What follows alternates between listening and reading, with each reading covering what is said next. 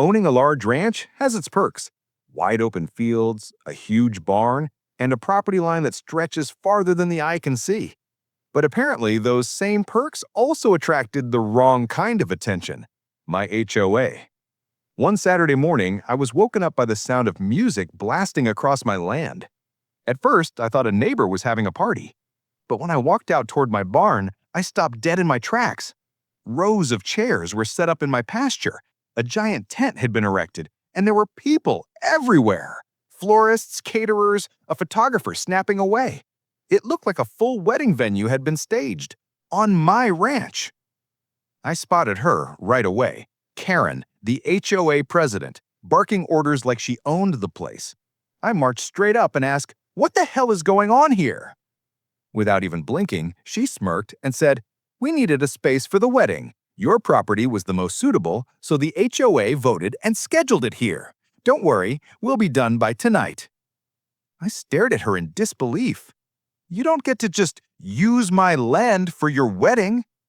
Karen scoffed. "You weren't using it. It's for the community."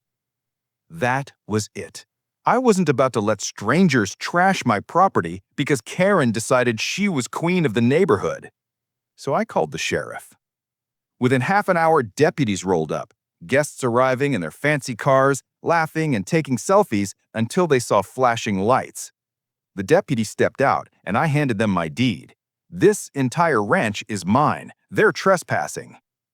Karen tried to argue, claiming community rights again, but the sheriff cut her off. "Ma'am, you cannot hold events on private property without permission. Everyone needs to clear out immediately."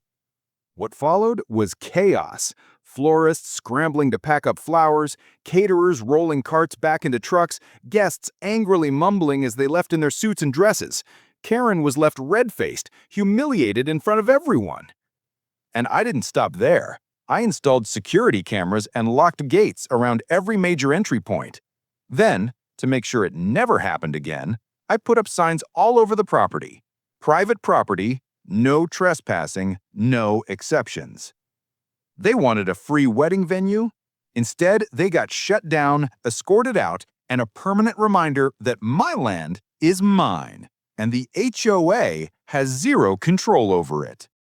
I am Liam, and trust me, the next HOA story is even worse. Subscribe now.